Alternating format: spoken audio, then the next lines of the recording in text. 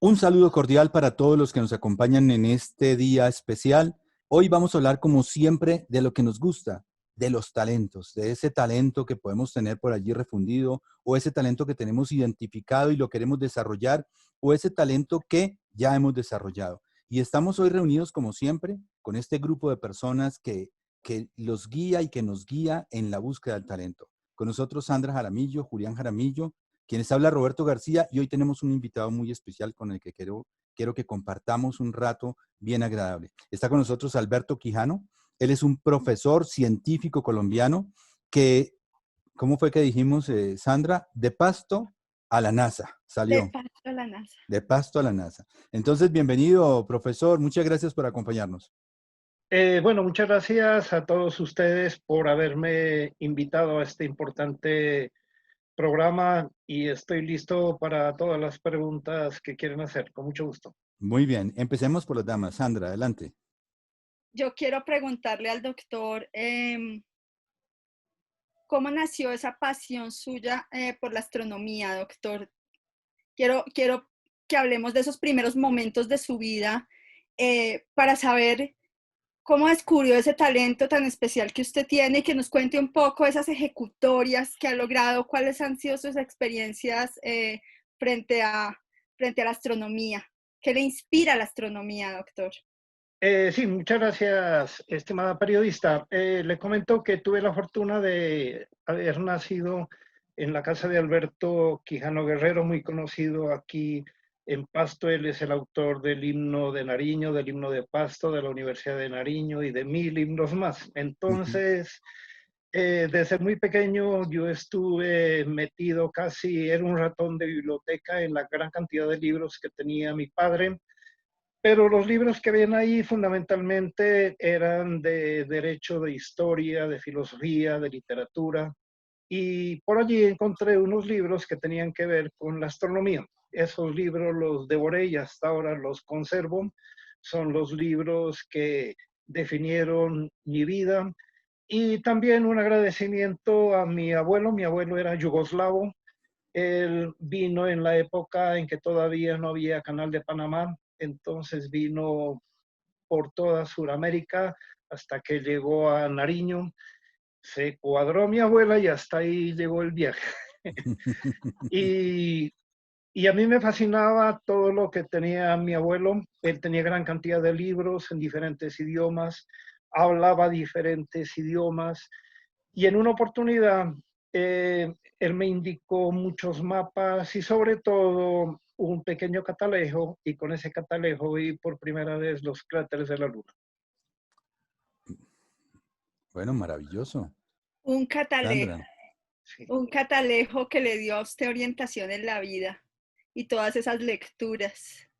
¿Y cómo descubrió a- digamos, aparte del conocimiento, usted, doctor, cómo logró descubrir que ese era su llamado en la vida? Ah, sí, es una pregunta que siempre me han hecho. Ujú. Eh, en esos tiempos, a Pasto, que estaba completamente apartado de Bogotá, de Cali, no había, pues lógicamente, internet y las comunicaciones eran muy malas, la carretera peor.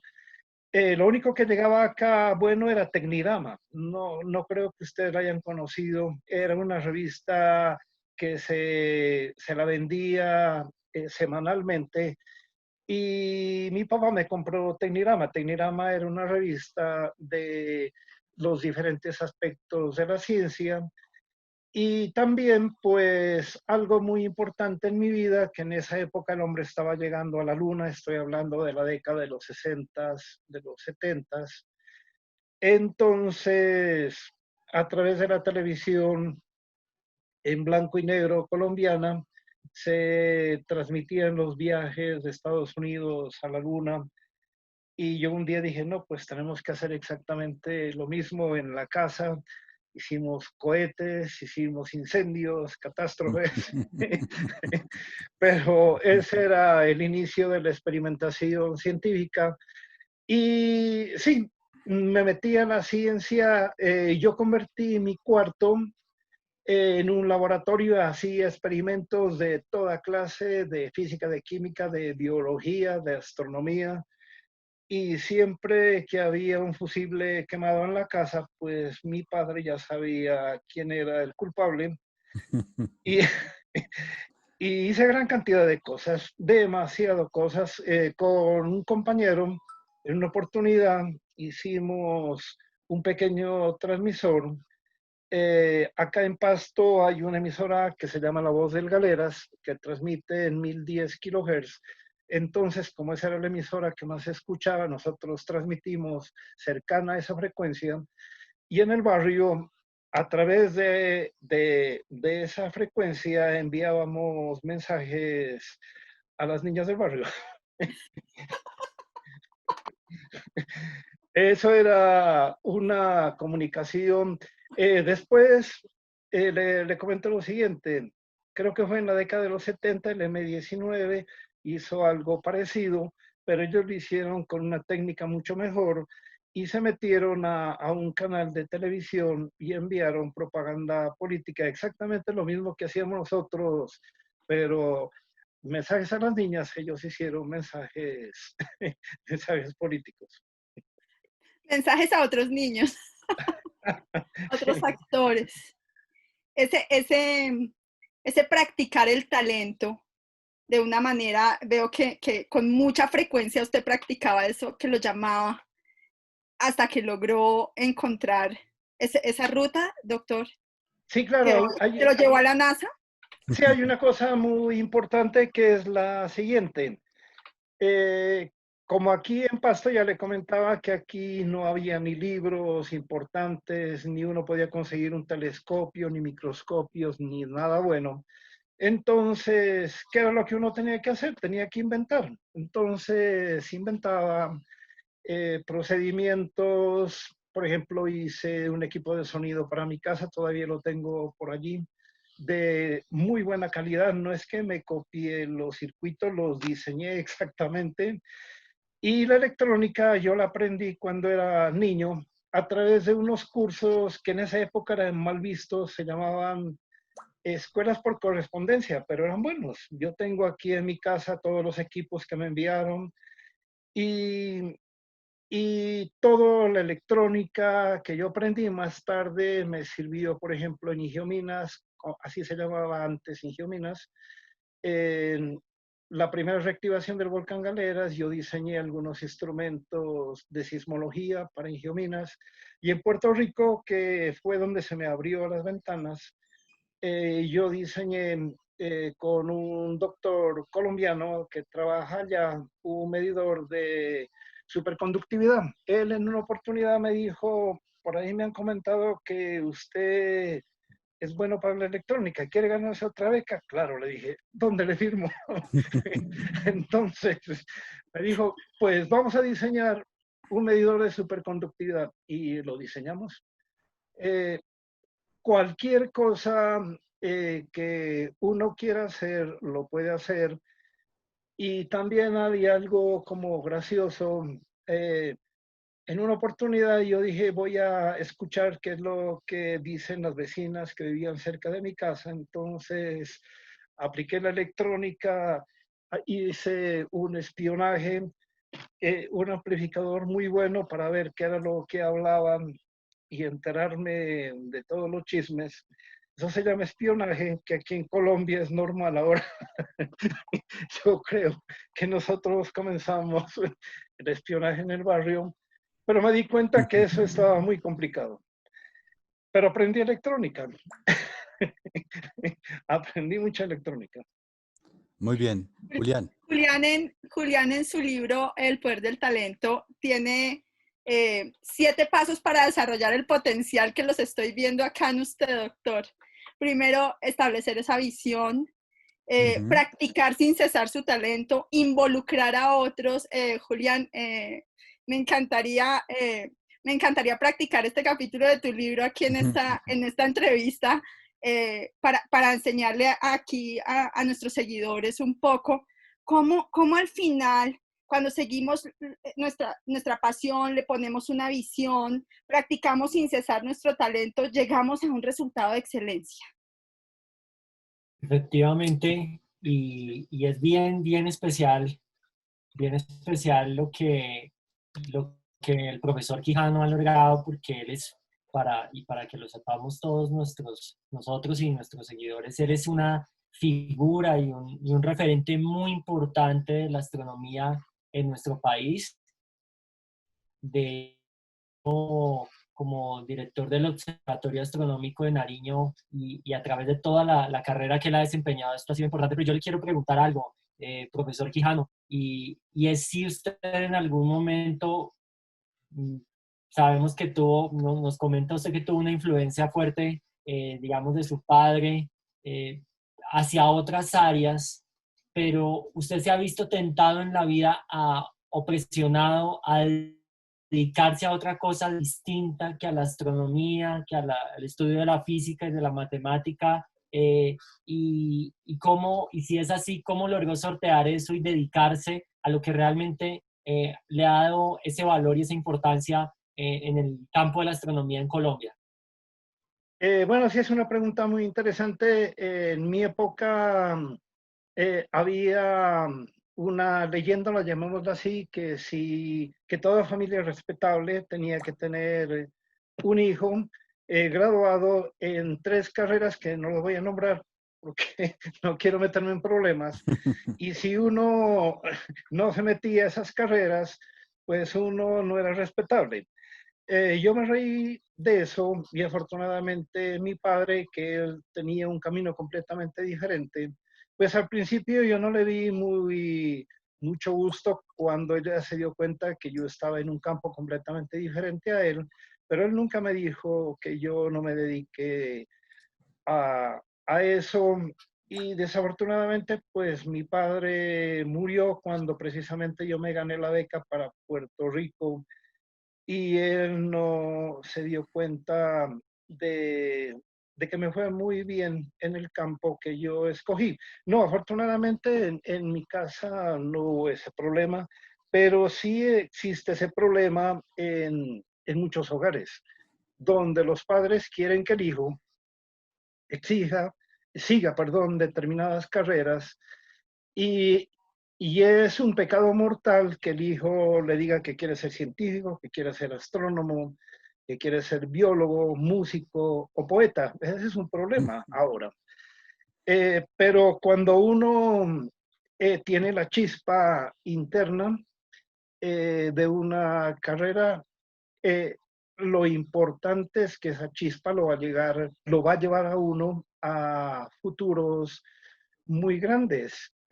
Carl Sagan, que ustedes pues lo conocen muy bien, eh, el autor de Cosmos, un ilustre científico de la NASA, él en una oportunidad hablaba que en Navidad tuvo una reunión con el abuelo y el abuelo más bien le interesaba la parte económica y le preguntó a Carl Sagan que qué iba a estudiar después de graduarse en high school. Y él le dijo que quería ser astrónomo. Entonces el abuelo le dijo, sí, pero ¿con qué te vas a ganar la vida? Esa es la pregunta que siempre le hacen en la casa a los músicos, a los poetas, a los artistas y a los científicos.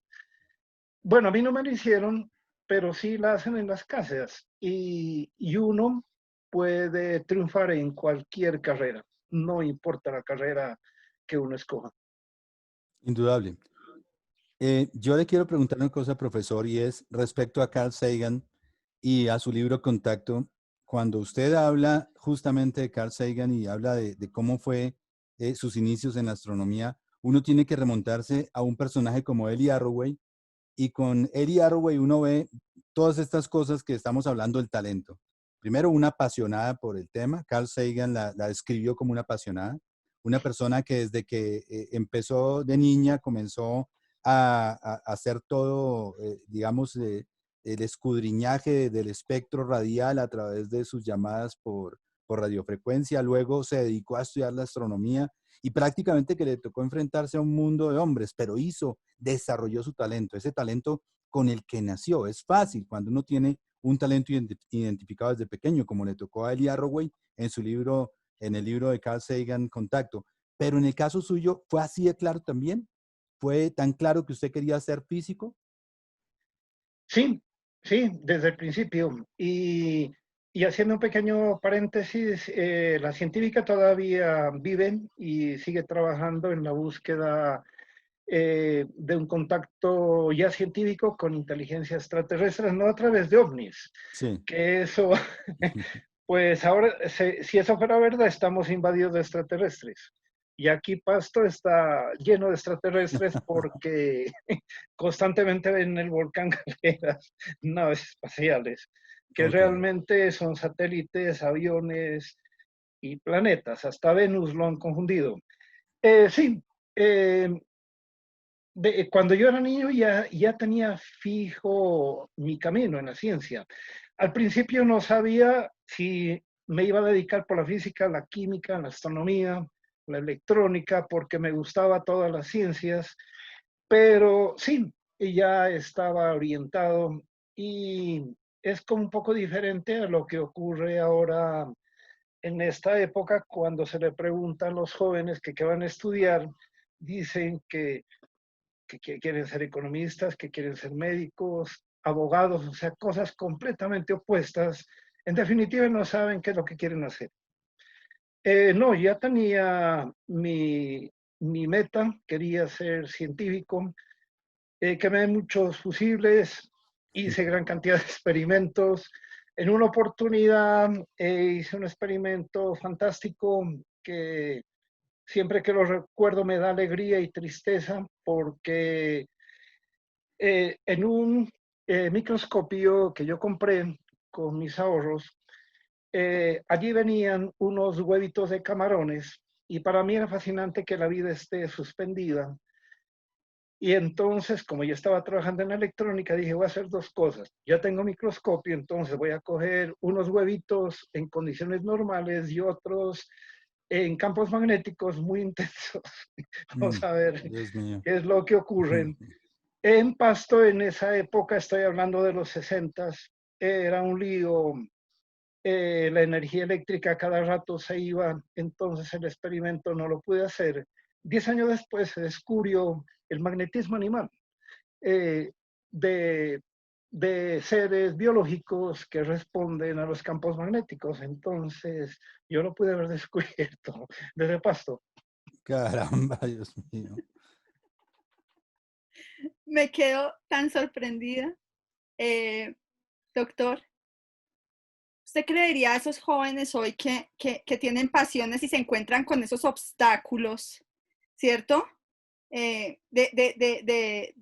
De a veces, no solamente que en su familia o en su casa no quieran esa profesión, arte u oficio que ha escogido, sino a veces que las circunstancias económicas hoy por hoy no son favorables. Y uno siempre cuando va a cumplir sus sueños y a buscar ese llamado, ese para qué en la vida, uno siempre se encuentra con obstáculos. ¿Usted qué le diría a esos jóvenes? Y cuéntenos un poco de su experiencia, cómo ha superado usted los obstáculos en la vida para llegar a ser quien es hoy. Es una cuestión muy interesante. Los obstáculos para mí siempre han aparecido y creo que lo más importante en la vida es transformar las partes negativas en positivas. Cuando, por ejemplo, yo estaba ya planeando hacer un observatorio aquí en la ciudad de Pasto al comienzo del siglo, en el 2000, eh, tenía muchos enemigos que me decían que cómo yo voy a hacer un observatorio aquí en Pasto que tiene gran contaminación luminosa. Imagínense aquí en Pasto contaminación luminosa. En Bogotá es otra cosa, allá sí hay contaminación luminosa, Claro. química, pero en Pasto no. Sin embargo, se inventaban un poco de cosas. Yo venía de trabajar en Puerto Rico, en la Isla del Encanto, donde hay contaminación luminosa y el observatorio estaba a nivel del mar. En cambio acá el observatorio era a 2.300 metros respecto al nivel del mar. Y sabe que eso me ayudaba para darme energía. Eh, yo me ponía la meta de que les voy a demostrar a esas personas que sí se pueden hacer las cosas.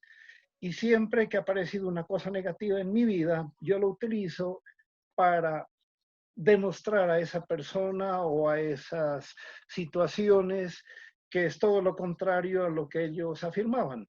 Sí, si en la vida no se presentan obstáculos, pues no tiene chiste, no tiene sentido. Como decía el doctor Nash, que fue representado en una mente brillante, él hablaba, él era doctor en matemáticas y él hablaba que el objetivo de él era resolver problemas y tuvo que resolver problemas con su mente porque estuvo en la esquizofrenia durante mucho tiempo y sí, yo he tenido gran cantidad de problemas. Por ejemplo, ahora vamos a tener, más adelante les puedo comentar, vamos a tener el mayor telescopio de Colombia aquí en Pasto. Es un proyecto que lleva muchos años, ha tenido muchos obstáculos, pero ya estamos listos para llegar al Everest.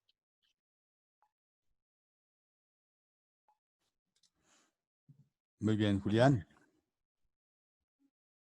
Yo estoy aquí también bastante impactado de escuchar al doctor Quijano, porque además tengo muchos amigos de Pasto.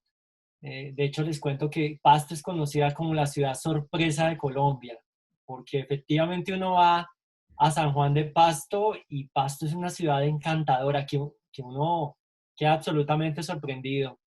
Entonces, esa historia de superar obstáculos, de enfrentar desafíos, me parece.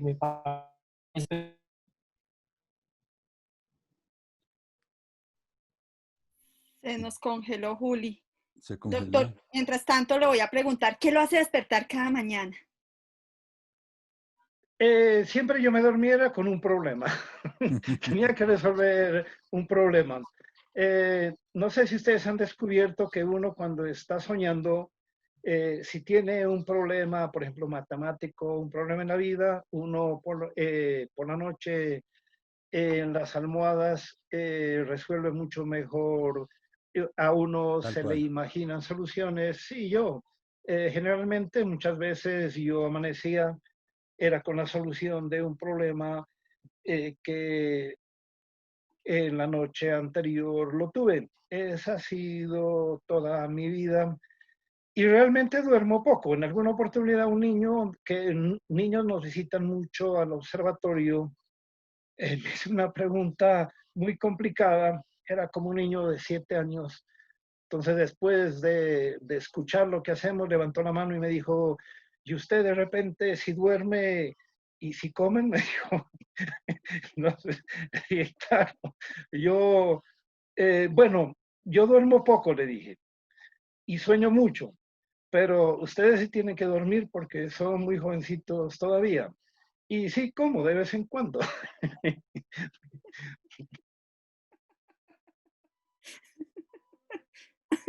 Adelante, Julián. Eh, Profesor Quijano, usted ha tenido que enfrentar muchos desafíos y ahora como sociedad y como humanidad nosotros estamos enfrentando grandes desafíos y parte de las soluciones que algunos han pensado es esa conquista del espacio. De usted ha tenido la oportunidad de estar en varios lanzamientos, uno muy en el que usted pudo, y es en el lanzamiento del Mars Science Laboratory, de esa misión que finalmente culminó en agosto de 2012 con la llegada a Marte, al planeta rojo. Y quiero hacerle esta pregunta. ¿Para usted hay vida fuera de la Tierra? Sí, es una pregunta crucial. Bueno, es la pregunta que siempre tenemos los que estamos en el campo de la ciencia.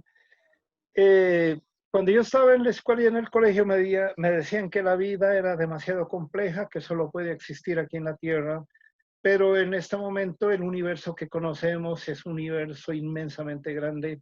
La cantidad de estrellas que hay en el universo es mucho mayor que todos los granitos de arena de todas las playas de la Tierra.